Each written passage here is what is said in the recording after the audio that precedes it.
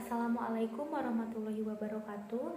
Salam Om Swastiastu, Namo Buddhaya, salam kebajikan, salam sejahtera bagi kita semua. Saya Dealani, mahasiswi manajemen 22J Universitas Nusa Putra dengan nomor NIM 2022008068. Di sini saya akan menyampaikan materi tentang capital structure dan leverage. Nah, di antaranya saya akan menyampaikan tentang pengertian capital structure, analisis capital structure, dan contohnya.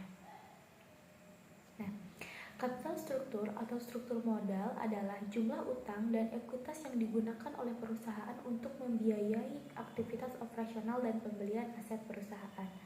Dengan kata lain, capital structure digunakan sebagai alat bagi manajemen dalam mempertimbangkan dan menentukan perdanaan jangka panjang perusahaan. Nah, selanjutnya, apa yang dimaksud dengan capital structure? Menurut ahli keuangan, IM pandai capital structure atau struktur modal mengacu pada campuran sumber dana panjang seperti surat utang, utang jangka panjang, modal saham, preferensi, dan modal saham ekuitas termasuk cadangan dan surplus. Nah, sementara itu, ahli keuangan John J. Houghton menyatakan bahwa capital structure adalah kombinasi dari efek utang dan ekuitas yang terdiri dari pembiayaan aset perusahaan. Pengertian lainnya, capital structure adalah pertimbangan atau perbandingan antara modal sendiri dengan modal asing. Nah, dalam pengertian ini, modal sendiri adalah ditahan dan kepemilikan perusahaan, sedangkan modal asing berupa utang jangka pendek maupun utang jangka panjang. Nah, selain itu, selain capital structure atau struktur modal, terdapat pula istilah struktur keuangan dan struktur aset. Perlu diketahui bahwa ketiganya memiliki pengertian yang berbeda. Menurut Sartono 2004, 238, struktur keuangan adalah cara perusahaan membiayai aktivanya, yaitu dengan utang jangka pendek, utang jangka panjang, dan modal pemegang saham, sehingga seluruh isi kanan neraca memperlihatkan struktur keuangan. Nah, pengelolaan capital struktur bertujuan untuk memadukan sumber-sumber dana permanen yang digunakan untuk kegiatan operasional yang akan memaksimalkan nilai perusahaan. Nah, pengaturan modal ini memiliki fungsi untuk perusahaan antara lain adalah memaksimalkan pengembalian, yang kedua mengurangi risiko finansial, yang ketiga meminimalkan biaya modal, yang keempat mengoptimalkan pemanfaatan dana, yang kelima ada pembantu perencanaan pajak perusahaan, yang keenam fleksibilitas, yang ketujuh solvabilitas, dan yang terakhir ada meningkatkan nilai perusahaan. Nah, selain itu, capital struktur terdiri dari apa saja sih gitu ya. Terdapat beberapa faktor yang mempengaruhi capital struktur yang perlu diketahui antara lain. Yang pertama ada struktur aktiva atau tangibility. Menurut Weston dan Brigham, struktur aktiva adalah perimbangan atau perbandingan antara aktiva tetap dan total biaya. Lalu ada pula menurut Syamsuddin bahwa struktur aktiva adalah penentuan besar alokasi dana untuk setiap komponen aktiva, baik aktiva tetap maupun aktiva lancar. Nah, yang kedua ada grow opportunity. Apa sih grow opportunity itu? Grow opportunity adalah peluang perusahaan tumbuh di masa depan.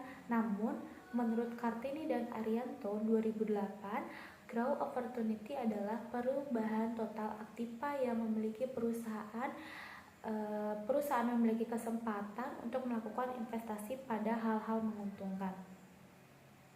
Dan yang ketiga ada ukuran perusahaan atau firm size.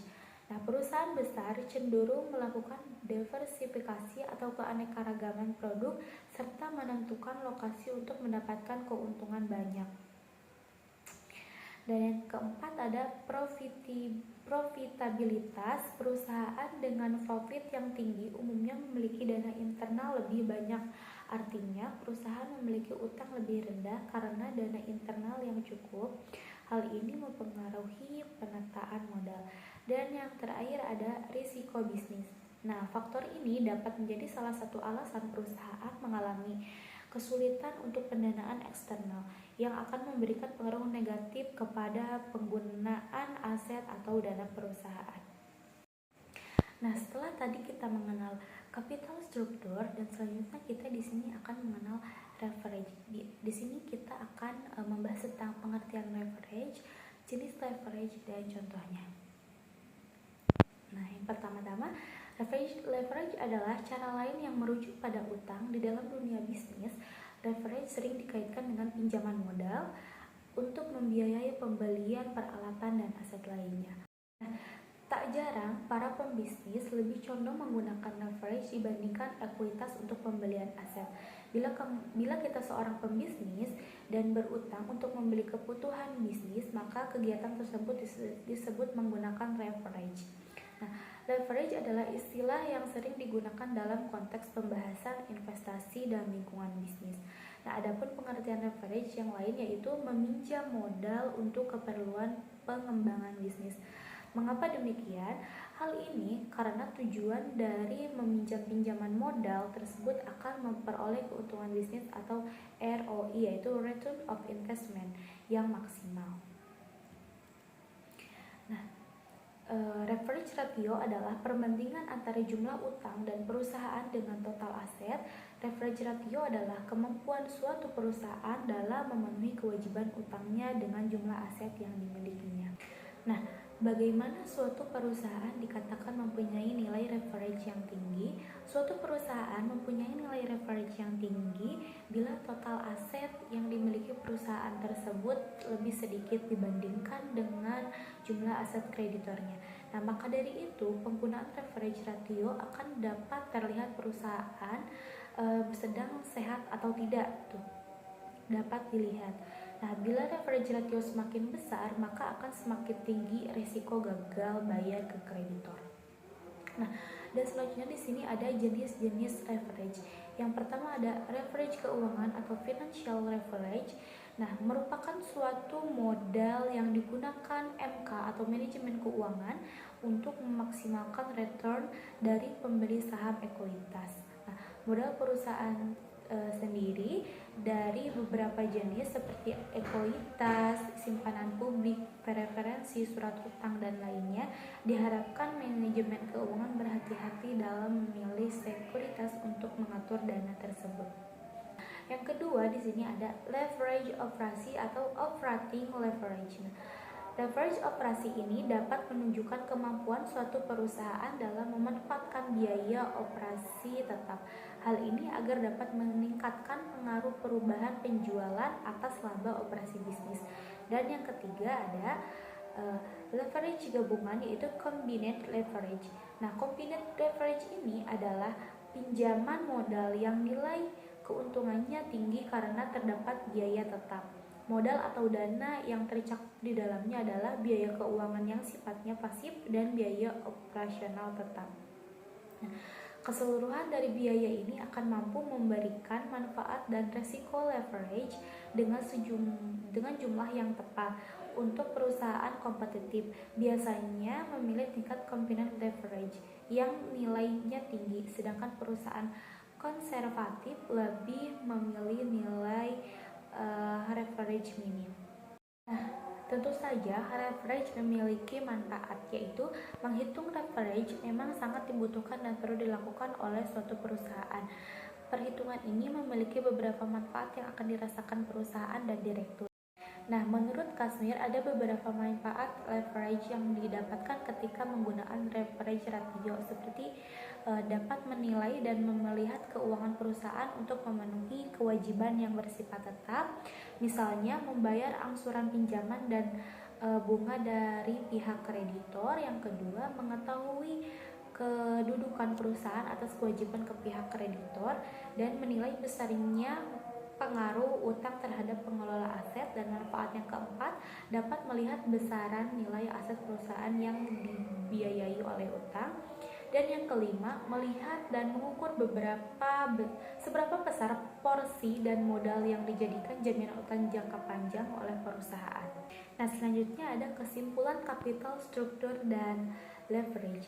Capital structure atau struktur modal adalah jumlah komposisi modal di perusahaan yang akan digunakan untuk memenuhi kebutuhan bisnis dalam jangka panjang. Struktur modal inilah yang berpengaruh terhadap return atau keuntungan di masa yang akan datang. Ada beberapa poin yang akan menentukan risiko bisnis dalam suatu perusahaan. Yang pertama ada ketidakpastian permintaan, yang kedua ada ketidakpastian output atau hasil yang sudah keluar, yang ketiga ada ketidakpastian biaya, yang keempat ada produk yang akan dijual dan leverage, dan yang terakhir ada leverage ratio. Nah, leverage adalah pinjaman yang akan dipakai untuk menambah hasil return atau keuntungan. Sedangkan leverage ratio adalah rasio dari jumlah utang perusahaan dibandingkan dengan total aset. Atau bisa juga dikatakan bagaimana perusahaan bisa untuk melunasi hutang mereka. Nah, jika leverage rasionya tinggi, itu berarti hutang dari perusahaan lebih banyak daripada aset yang dimiliki oleh perusahaan. Nah, sebaliknya, jika leverage rasionya rendah, itu berarti aset yang dimiliki perusahaan lebih tinggi daripada hutang perusahaan. Nah, sepertinya hanya itu yang bisa dapat saya sampaikan. Mohon maaf bila ada salah-salah kata dan banyak kekurangan. Wassalamualaikum warahmatullahi wabarakatuh.